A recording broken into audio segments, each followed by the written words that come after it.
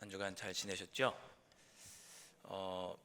사람이 아플 때 사람을 살리는 만병통치약이 두 개가 있다고 합니다. 네.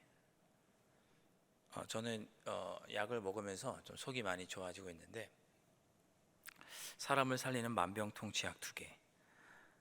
불로초도 아니고, 천년된 산삼도 아니고, 예, 좀 유치할지 모르지만, 구약과 신약, 약이잖아요. 구약, 신약. 좀 유치한 개그인 것 같지만, 학교를 다닐 때 한번 친구들이랑 그렇게 한번 논쟁을 했던 적이 있었습니다.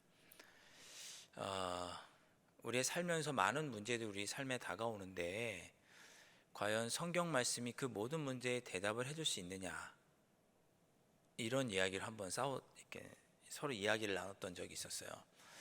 뭐 가정의 문제, 뭐 생업의 문제, 뭐 진로라든지 우리 삶의 여러 가지 문제들이 뭐 구체적으로 다가오는데, 과연 성경이 그 모든 삶의 문제에 대답을 해줄 수 있느냐? 저는 대답을 줄 수 있다, 이렇게 대답을 했고, 그 친구는 그렇지 않다, 이렇게 대답을 했습니다. 뭐 예를 들면 뭔 문제가 있을까요?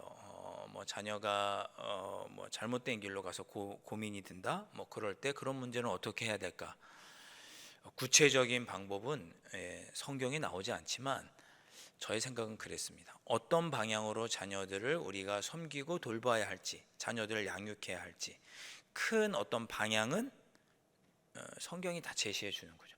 아주 자세하고 구체적인 방법은 우리 오은영 박사님한테 가면 될 것이고, 금쪽이 한테 가면 되는 거잖아요. 그러나 우리의 삶의 큰 방향, 모든 우리의 삶의 방향은 성경에서 말씀해 주시기 때문에, 그건 우리의 삶의 모든 문제에 있어서 성경이 대답해 주신다라고 그렇게 이야기를 했던 기억이 납니다. 그런 관점으로 보면 정말 성경은 우리의 삶의 모든 문제를 해결할 수 있는 만병통치약이다, 그렇게 말해도 과언이 아닐 것입니다. 참고로 구약 신약할 때 그 약자는 약국할 때의 약자가 아니고 계약할 때의 약자입니다. 오래된 계약, 새로운 계약, 그것이 구약, 신약, 그런 뜻이죠. 우리 흔히 구약은 신에서 언약인 율법을 말하고, 신약, 새로운 계약은 예수 그리스도의 십자가, 곧 복음을 의미합니다. 그 성경을 볼 때는 이 구약과 신약을 합쳐서 성경이라고 하죠. 거룩한 경전, 그런 뜻입니다. 구약과 신약이 합쳐져서 성경인데, 구약은 율법이고 신약은 복음이라면, 그러면 우리가 구약은 어떻게 보아야 하는가? 신약의 관점에서, 십자가의 복음의 관점에서, 좀 어려운 표현으로 하면 구속사적인 관점에서 구약 성경도 읽을 때 우리가 성경 신구약을 올바로 이해할 수 있다, 우리가 이렇게 말합니다. 자, 성경은 그렇게 구약과 신약으로 이렇게 이루어져 있죠. 구약과 신약이 딱 붙어 있지 않습니까? 그런데 그 구약의 마지막 말씀이 뭐냐? 오늘 읽었던 말라기입니다. 말라기 4장이 딱 끝나고 나서 한 장만 넘기면 이제 마태복음이 시작이 되죠. 구약과 신약을 이어주는 다리와 같은 역할을 하는 말씀이 뭐냐면 말라기입니다. 다음 주부터 저희가 마태복음을 다시 강의를 하려고 해요. 제가 마태복음 말씀을 쭉 1장부터 쭉 살펴볼 건데, 지금까지 우리가 살펴보았던 신명기, 여호수아의 말씀, 거기에 구약의 정수가 잘 담겨 있는데, 구약을 잘 마무리하고 신약으로 넘어가는 그 길목에 어떤 말씀이 있느냐 하면 말라기 말씀이 있는 겁니다. 자, 우리 오늘 읽지는 않았지만 말라기 4장 4절과 5절 말씀을, 그리고 마태복음 1장 1절 말씀을 우리 교독해 보도록 하겠습니다. 제가 말라기 4장 4절 읽으면 여러분이 5절 읽어주시기 바랍니다. 너희는 내가 호렙에서 온 이스라엘을 위하여 내 종 모세에게 명령한 법, 곧 율례와 법도를 기억하라.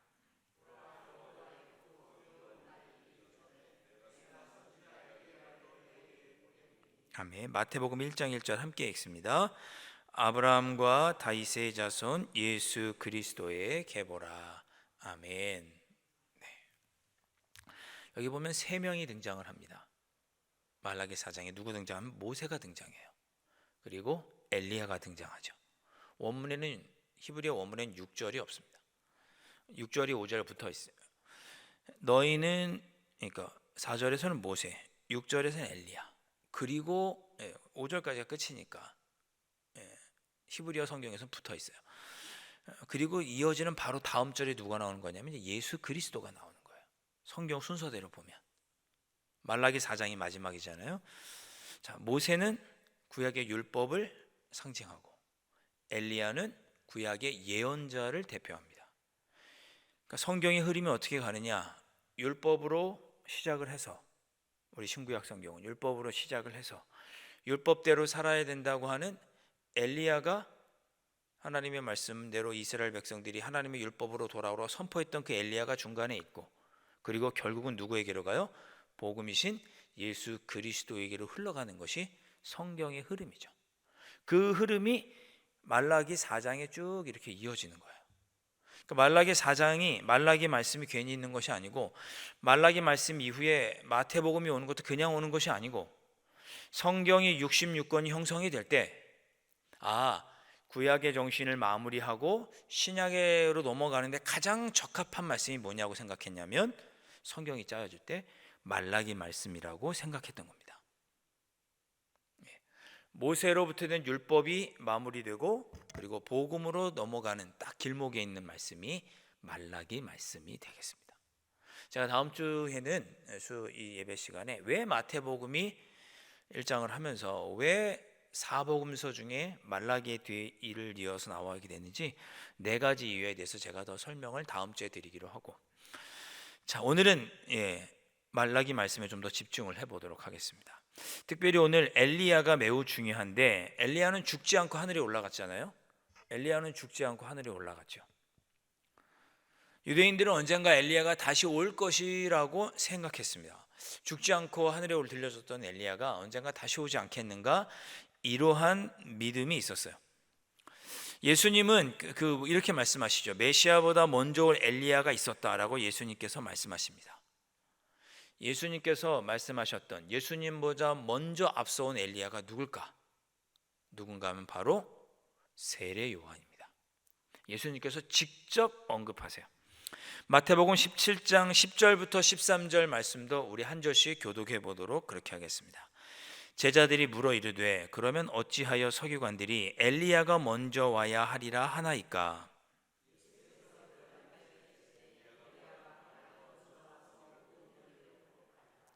내가 너희에게 말하노니 엘리야가 이미 왔으되 사람들이 알지 못하고 임의로 대우하였도다. 인자도 이와 같이 그들에게 고난을 받으리라 하시니.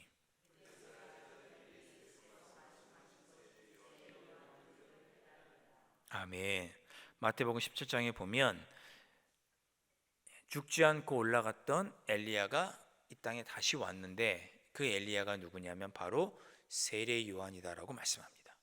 그 엘리야에 대한 엘리야가 장차할 것이라는 이야기가 말라기 4장 5절에 나오는 거죠. 말라기 4장 5절에 엘리야가 다시 올 것이 예언되어 있는데 그 온 엘리야가 누군지 예수님께서 친히 밝혀주시기를, 마태복음에서 밝혀주시기를 세례 요한이라고 가르쳐 주십니다. 우리 성경에는 구약 말라기와 마태복음이 종이 한 장 차이죠. 말라기 4장을 넘기면 바로 마태복음 1장이 나옵니다. 그러나 실제적으로는 말라기와 마태복음에는 시간적으로는 300여 년의 시간의 공간이 있습니다. 300여 년의 시간의 간격이 있는데 방금 보신 것처럼 그런 말라기와 마태복음에는 긴밀한 연결관계가 있는 거죠. 모세로부터 엘리야를 거쳐 복음으로, 그리고 장차 올 것이라고 말라기에 예언된 그 엘리야는 마태복음에 말씀하셨던 그 세례 요한, 이렇게 말라기와 마태복음이 연결이 자연스럽게 긴밀하게 연결이 되어 있습니다. 그래서 말라기가 나오고 이어서 마태복음이 위치하게 된 것입니다. 자, 그러면 이 말라기는 구약 성경의 가장 마지막 끝에 이렇게 위치하고 있는데 말라기가 씌워졌을 때는 어떠한 상황이었을까? 말라기가 구약 성경의 가장 끝부분에 위치하고 있긴 하지만 실제로 쓰여진 것은 가장 끝이 아닌 느헤미야 시대에, 에스라 느헤미야 시대에 말라기서가 써졌습니다. 그때 말라기 서자가 써졌는데 성경을 배치할 때, 창세기부터 요한계시록까지 쭉 배치를 할 때 말라기 말씀이 느헤미야 시대에 선포가 되었지만 그 말씀을 마태복음 바로 앞에 구약의 가장 끝에 배치한 거죠. 그 이유는 아까 말씀드렸던 것처럼 말라기가 율법으로부터 복음으로 이어지는 흐름을 잘 표현하고 있고, 그리고 올 것이라고 예언했던 엘리야가 누구신지를 마태복음에서 또 잘 알려주고 있기 때문에 말라기가 끝에 위치하고 있는 것입니다. 그러나 말라기가 쓰여졌던, 비록 끝에 위치하고 있지만 말라기가 쓰여졌던 그 시대 상황은 에스라 느헤미야 시대를 배경으로 하고 있습니다. 에스라 느헤미야 시대는 어떤 시대인가 하면 이스라엘 백성들이 바벨론의 포로로 끌려갔다가 다시 조국 유다 땅으로 돌아왔을 때가 말라기서를 쓴 배경입니다. 그러니까 이스라엘 백성들이 다시 고향에 돌아와서 유다 땅을 재건하고 있는 그런 말씀이, 그때 당시의 말씀이 말라기의 말씀입니다. 이스라엘이 멸망한 이유가 무엇입니까, 여러분? 불순종. 지난주에 여호수아의 말씀으로 표현을 빌면 뭐라고 제가 말씀을 드렸냐면, 여호수아 24장에서 이스라엘 백성들이 가나안 땅에서 영원히 살 수 있는 방법을 여호수아 24장에서 알려줬죠. 그건 뭡니까? 오직 하나님만을 섬기고 하나님의 뜻대로 살아갈 때 가나안 땅에서 쫓겨나지 않을 거라고 여호수아에서 말씀하죠. 제가 지난주에 살펴보았지 않습니까? 그런데 이스라엘 백성들이 가나안 땅, 이스라엘 땅에서 쫓겨났단 말이에요. 바벨론으로 포로로 끌려갔단 말이에요. 그 이유는 무엇이냐? 하나님만을 섬기지 않고 하나님의 뜻에 순종하지 않았기 때문에, 불순종했기 때문에 이스라엘 백성들이 가나안 땅, 이스라엘 땅에서 포로로 끌려갔던 거죠. 그들이 다시 돌아왔어요. 어떤 반성을 했느냐면, 우리가 이 가나안 땅에서 쫓겨난 이유는 뭐냐면 하나님만을 섬기지 않고 그 하나님의 뜻대로 살지 않았기 때문에, 불순종했기 때문에 우리가 이 땅에서 쫓겨난 것이다. 그러니 이제 우리가 돌아와서 다시 나라를 재건할 때는 오직 하나님만 섬기자, 하나님 말씀에 순종하는 그런 나라를 만들자라고 하면서 나라를 재건하기 시작했습니다. 그런 때가 어느 때냐? 말라기 말씀이 선포되던 때가 그런 때였습니다. 유다 백성들은 비록 땅은 되찾았지만, 포로에서 다시 유다 땅으로 돌아왔으니까 땅은 되찾았지만 여전히 왕은 세울 수가 없었습니다. 페르시아의 총독이 파견될 수 있을지 모르지만 왕은 세울 수 없었어요. 여전히 페르시아의 속국이었던 거죠. 그래서 그때 당시에 있던 총독이 누구냐? 스룹바벨, 느헤미야, 이런 사람들이 유다의 총독으로 있었고, 그때 성전도 재건하고 성벽도 재건하고 나라를 재건하기 시작했습니다. 어떻게 보면 참으로 희망이 가득한 시대였지만 어수선하고 참으로 혼란했던 시기가 말라기 말씀이 선포되고 있던 그런 때였습니다.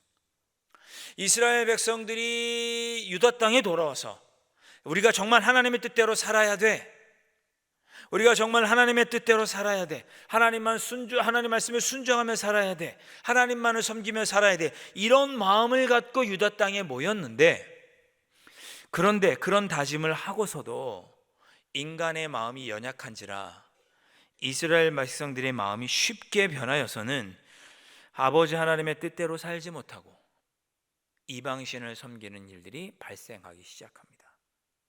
그때 누가 예언을 했느냐? 말라기 선지자가 예언한 거예요. 그렇게 살면 안 된다.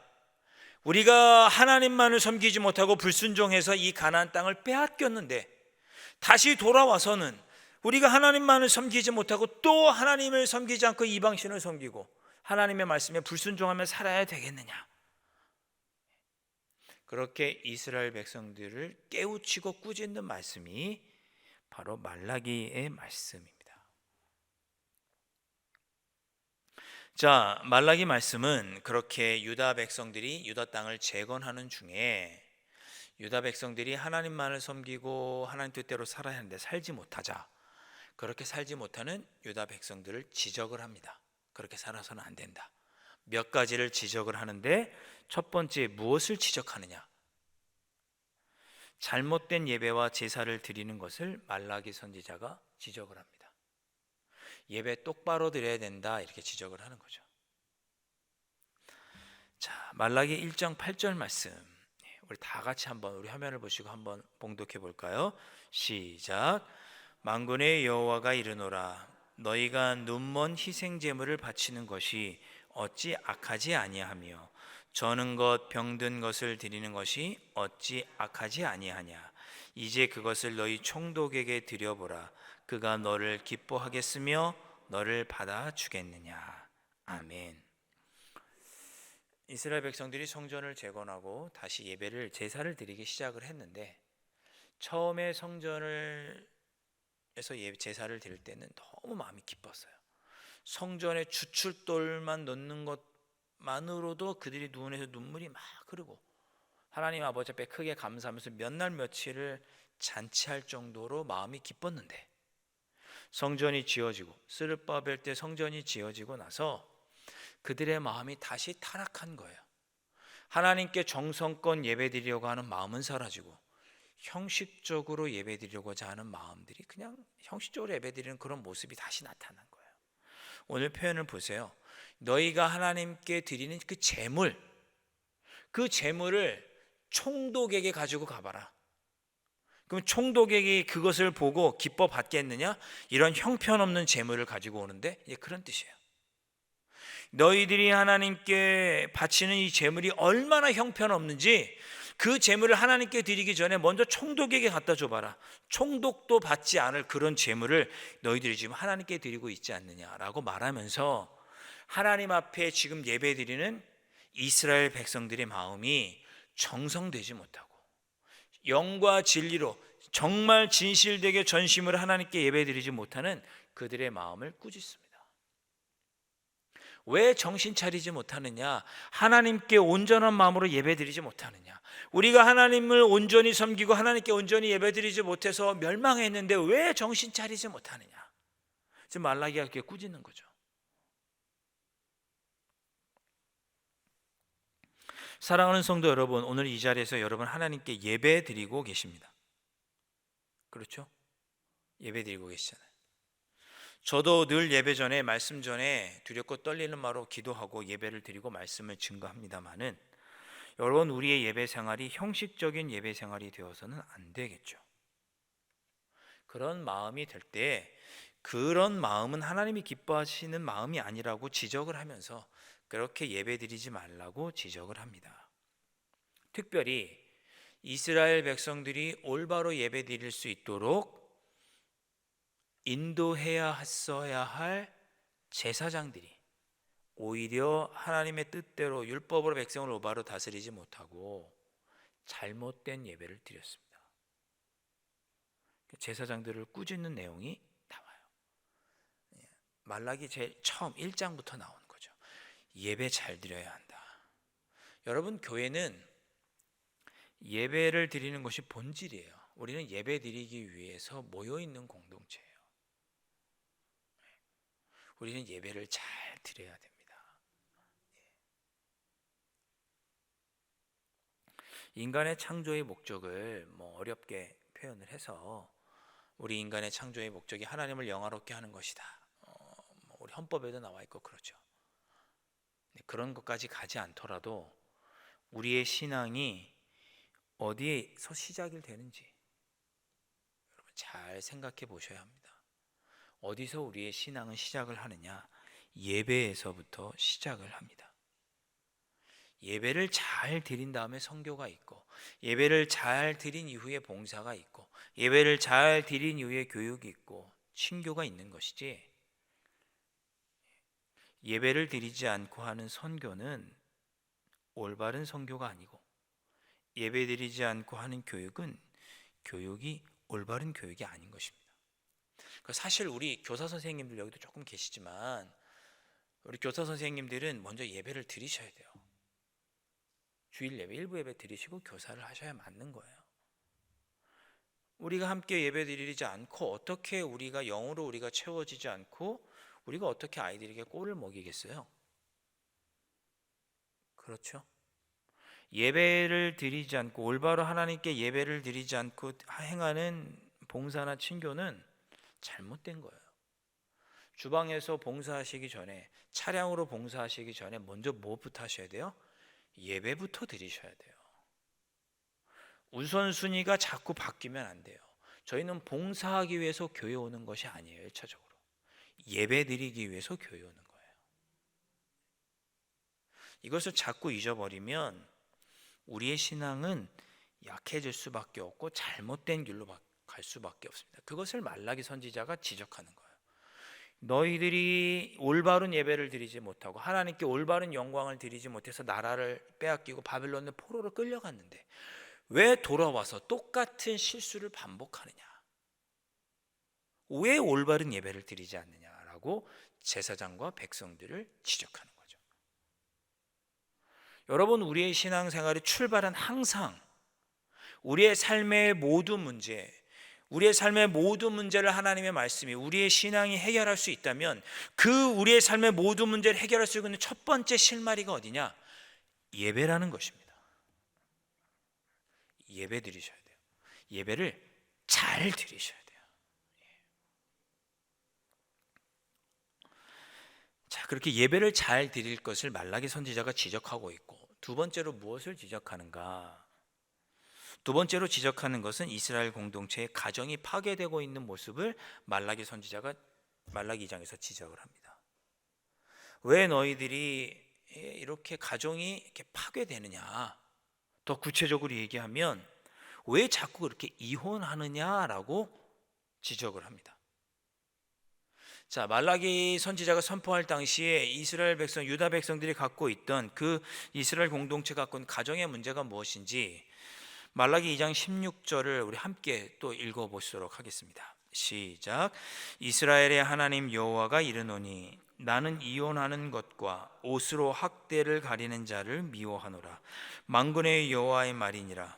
그러므로 너희 심령을 삼가 지켜 거짓을 행하지 말지니라. 아멘. 14절에 앞에 2장 14절에서는 가정 안에 왜 이렇게 거짓이 많느냐 이렇게 하나님께서 말라기 선지자도 지적하시고, 두 번째는 이혼에 대해서 얘기하세요.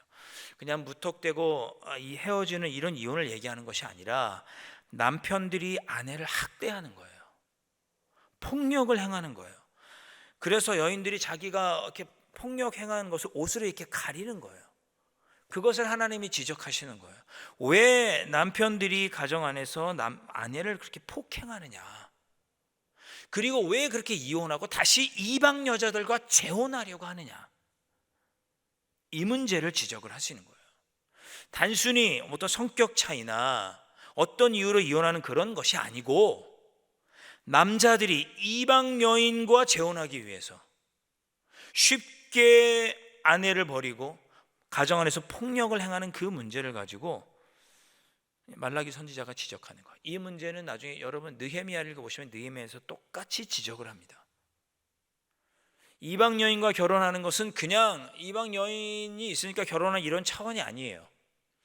유대인들은 이렇게 유대인과 유대인이 아닌 이방인이 결혼을 해도 어머니가 유대인이면 그의 자녀를 유대인처럼 대우합니다. 왜?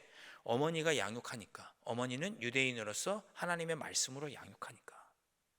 아버지가 이방인이어도 헬라인이거나 다른 사람이어도 어머니가 유대인이면 자녀는 하나님의 말씀으로 양육하니까 그 자녀를 유대인으로 대우를 합니다. 그런데 그렇게 자녀를 하나님의 말씀으로 양육해야 할 아내가, 엄마가 이방인이 되고 이방신을 섬기는 여인이면 어떻게 되겠어요? 자녀에게 이방신을 가리키는 거죠. 잘못된 신앙을 전수하는 거죠. 그래서 이방 여인과 결혼하는 것을 금지합니다. 심지어 느헤미야를 보고 오늘 말씀도 2장을 보시면 제사장들도, 하나님을 올바로 섬기고 백성들을 올바로 인도해야 할 제사장들도 이방 여인들과 결혼하기를 앞다투었어요. 여러 명의 이방 여인들을 두고 있었어요. 누가? 제사장들이에요. 하나님의 율법을 올바로 가르치고 다음 세대에게 신앙을 전수해야 할 제사장들이 아내를 버리고 이방 여인과 재혼하면서 가정이 하나님의 신앙으로부터 멀어지게끔 했습니다. 그러한 모습을 보면서 말라기 선지자가 지적하는 거예요. 우리의 자녀들이 하나님으로부터 멀어지면 어떡하냐? 그러면 우리 또 다시 하나님을 섬기지 못함으로 인하여 하나님께 매맞지 않겠느냐? 그러니 우리의 자녀들을 올바로 세워갈 수 있도록, 믿음의 다음 세대가 되게 할 수 있도록 가정이 믿음으로 똘똘 먼저 뭉쳐야 되지 않겠느냐? 이렇게 지금 지적하고 있는 거죠. 지금 한국교회 많은 분들이 다음 세대의 문제를 지적을 하면서 한국교회의 다음 세대의 문제는 교회와 가정이 함께 풀어가야 할 문제라고 이야기를 합니다. 예전에는 무슨 세미나를 하거나 교회학교 세미나를 하면 교회 학교가 어떻게 하면 아이들을 부흥시킬 수 있을지 교회 학교에 집중해서 세미나를 많이 했어요. 근데 지금은 어떻게 하냐면 교회와 가정이 함께 해야 된다. 다음 세대로의 신앙의 문제, 신앙을 이어가는 문제 핵심은 가정에 있다. 이렇게 많이 가르치고 있습니다. 우리의 다음 세대에게 신앙을 전수하는 문제는 교회의 문제만이 아니라 교회와 가정이 함께 할 방향이라고 가르쳐 주시는 거예요. 우리 얼마 전에도 우리 교회 등록하신 우리 성도님 계세요. 부부가 등록하셨어요. 왜 등록하셨는지 물어봤더니 우리 자녀가 우리 아동부 초등학생 나이인데 우리 아동부 예배에 잘 다니고 있대요. 그래서 우리 자녀가 교회를 잘 다니니까 자기도 이 교회에 등록하셨대요. 우리의 자녀들을 신경 쓰고 우리의 자녀들에게 우리가 뭐 이런 표현이 적합한 표현인지 모르겠지만 마음을 쓰고 투자하는 일은 우리 아이들에게만 하는 게 아니라 우리의 그 부모님들에게도, 우리 강남지역교회 가장 가까운 다음 세대, 젊은 다음 세대들을 이어가기 위해서도 반드시 필요한 일인 거예요.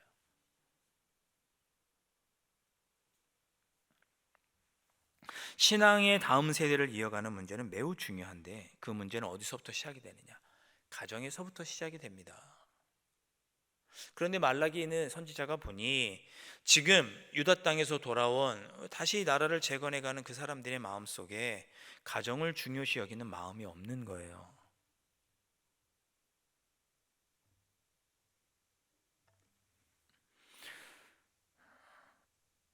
우리 강남제일교회는 어떻게 해야 할까? 우리의 다음 세대에게 믿음을 이어가려면 어떻게 해야 할까? 우리 가정 안에서 먼저 부모님들이 신앙의 본을 보이고, 그리고 우리 교회는 우리 사랑하는 자녀들에게 사랑과 관심을 가짐으로 그렇게 우리의 믿음의 다음 세대들에게 신앙의 대를 이어 주어야 합니다. 예전에 제가 어렸을 때만 해도 그 마을에서 어른들이 저를 잘 혼내셨던 기억이 납니다. 너 어느 목사 어느 집 아들이잖아 이러면서. 여러분 생각해 보세요. 동네에서 어른들이 잘 혼냈어요. 부모님 같은 마음으로 자녀들을 너희들 그렇게 하면 안 돼라고 어른들이 잘 혼도 내시고, 그리고 애가 밥 못 먹고 있으면 우리 집에 와서 밥 먹어라, 내 자식처럼 잘 데리고 가서 밥을 먹이기도 하고. 그래서 예전에는 그런 표현이 있었던 것 같아요. 제 정확히 기억에 아이를 키우는 것은 마을 전체가 아이를 키우는 것이다, 그런 말이 있었습니다. 근데 지금은 내 자녀는 내가 키우지, 마을이, 동네가 우리 어린 다음 세대들을 키우지 않죠. 옆에서 누가 감히 우리 자녀에게 이래라 저래라 훈육을 해요. 난리 나죠. 근데 우리 강남제일교회에서 우리 다음 세대를 키우는 건 그래서는 안 된다는 거죠. 우리 모두가 우리 다음 세대에게 열정과 마음을 갖고 그 자녀들이 믿음의 자녀로 잘 자라갈 수 있도록 모든 분들이 관심을 갖고 살펴주셔야 됩니다. 자, 세 번째, 말라기 선지자가 지적한 안타까운 유다의 모습은 무엇인가 하면 바로 온전한 11조를 드리지 않는 것이었습니다. 여러분, 이 11조 문제를 여러분 또 민감하게 들으실 필요는 없는데, 이때 당시에 11조는 어떤 용도로 드리는 것이었냐면 성전에서 봉사하는 사람들을 위해서 생계를 유지할 수 있도록 도움을 주고, 뿐만 아니라 많은 부분이 그 사회에 힘들고 어려운 사람들을 돕는 곳에 사용되었습니다. 또 말라기 말씀, 느헤미야 말씀 보면 잘 나와요. 오늘 본문 8절에 뭐라고 말씀합니까? 사람이 어찌 하나님의 것을 도둑질하겠느냐? 그러나 너희는 나의 것을 도둑질하고도 말하기를 우리가 어떻게 주의 것을 도둑질하였나이까 하는도다. 이는 곧 11조와 봉헌물이라. 하나님께서 하나님의 전을 섬기는 이들을 세우시고 이 땅에 어려운 사람들을 하나님께서 구제하기를 원하시는데 그것에 필요한 것이 무엇이냐면 11조와 봉헌물이었습니다. 그런데 그걸 드리지 않는 거죠. 사회적 약자를 도울 수 없는 거예요. 초대교회 사도행전을 보십시오. 사도행전에서 왜 초대교회 성도들이 자기의 물건을 기꺼이 제자들에게 드렸고 교회에 바쳤습니까? 그것으로 어려운 사람들을 돕기 위해서.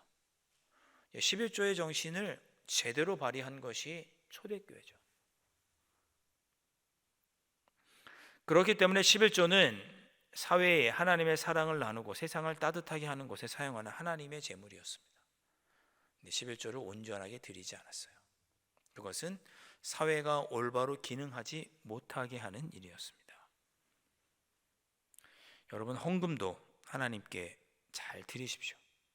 그 헌금으로 하나님께서 하나님의 일을 행하십니다. 여러분, 11조도 잘 하셔야 돼요. 느헤미야를 보면, 말라기가 느헤미야 시대에 선포했으니까 느헤미야를 보면 그런 말씀이 느헤미야에 나와요. 성전을 재건하고 느헤미야가 페르시아에서 와서 보니까 성전에 레위인이 없는 거예요.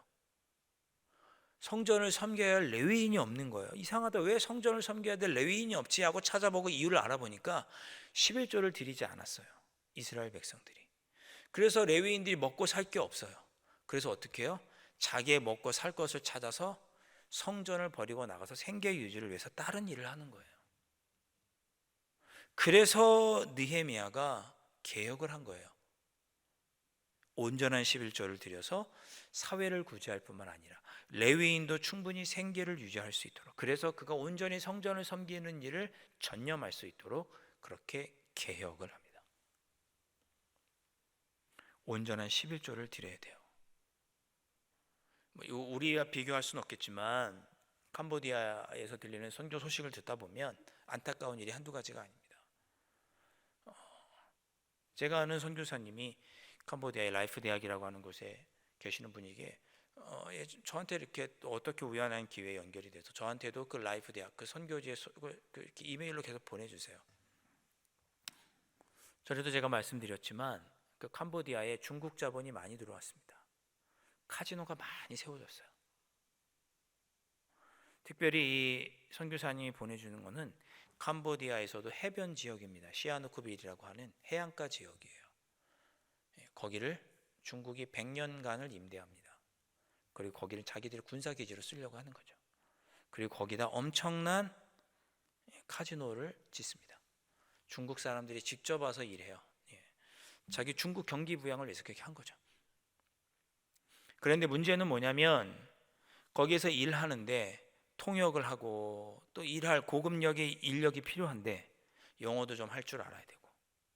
근데 그런 사람들이 누구냐면 이 라이프 대학에 있는 사람들인데, 이 라이프 대학을 졸업한 친구들이 이 한국의 연세대학교 같은 곳이거든요. 기독교 신앙으로 세워졌음에도 불구하고 심지어 신학생들도 신학교를 졸업하고 캄보디아에서 교회 개척을 하고 성도가 100명, 200명이 돼도 거기서 나오는 헌금으로는 살 수가 없으니까, 자기 생계 유지가 안 되니까 신학교 다니다가 신학교를 포기하고 목사로 목회하다가 목회를 포기하고 관광 가이드가 되거나 중국 사람들 통역이 되는 거예요. 카지노에. 거기에 가면 그 대학에 간호대학이 있거든요. 그 나라에서는 유명한 간호대학인데 간호대에 들어간 학생들이면 엘리트인데 자기 먹고 사는 문제 때문에 간호대를 포기하고 그냥 카지노로 가는 거예요. 돈벌이가 훨씬 잘 되니까. 사람의 생명을 소중하게 여기고 나라와 민족을 위해서는 그가 간호사가 되는 일이 더 중요한데 자기 당장 먹고 살아야 하니까 신학교도 버리고 목회자가 되겠다간 사명감도 버리고 먹고 사는 일 때문에 신학교도 포기하고 간호대도 포기하고 그저 관광 가이드로 카지노의 일꾼으로 들어가는 그런 이야기를 제가 들었습니다. 그런 일이 주님의 몸된 교회를 섬기는 일에 발생하지 않도록 하나님께 올바로 헌금을 드려야 한다. 이렇게 말라기 선지자가 이스라엘 백성들에게 권고합니다. 말씀을 정리하겠습니다. 구약의 하나님은 변함없으신 하나님이시죠. 어떻게 변함이 없으시냐? 항상 우리들에게 하나님만을 섬기고 하나님의 뜻대로 살아갈 것을 우리에게 요청하십니다. 지금도 우리에게 요청하세요. 여러분들이 하나님만을 바라보고 하나님의 뜻대로 살아가기를 하나님은 원하십니다. 변하는 건 그저 우리일 뿐이에요. 하나님은 변치 않으세요. 그렇게 변해버린 우리를 말라기 선지자가 지적합니다. 올바른 예배를 드려라. 올바른 예배를 드려라. 그리고 너희의 가정을 믿음의 가정으로 세워가라. 그리고 하나님께 마땅히 드려야 할 12조와 헌물을 온전히 하나님께 드려라. 그렇게 할 때 우리도 하나님만을 온전히 섬겨갈 수 있는 그러한 삶을 살게 될 것이다 라고 오늘 말씀해 주고 있습니다. 우리 시간에 한번 우리 기도하셨으면 좋겠습니다. 우리 이 시간에 함께 기도하실 때 주신 말씀을 생각하면서 우리 함께 기도하셨으면 좋겠습니다. 하나님, 제가 영과 진리로 하나님께 예배드릴 수 있도록 인도하여 주십시오. 제가 오늘도 주님 전에 나와서 예배드리는데 습관을 쫓아 나온 것도 참 중요하지만 제가 정말 하나님 아버지 앞에 부끄럽지 않은 마음으로 예배드리고 있는지 돌아보고 온전한 마음으로 하나님 제가 늘 예배드릴 수 있도록 하나님 지켜주십시오. 이렇게 기도하시고 하나님께서 우리의 가정을 믿음의 가정으로 세워주시기를 위해서 기도하시고 하나님께 마땅히 드려야 할 내 재물과 시간과 노력과 이 모든 11조를 하나님께 온전히 드림으로 우리 교회가 빛과 소금의 사명을 잘 감당하는 교회가 될 수 있도록 주님 제가 힘쓰겠습니다. 이렇게 다짐하면서 우리 시간 함께 잠시 한 3분 정도 함께 통성으로 기도하시겠습니다. 함께 기도하시겠습니다.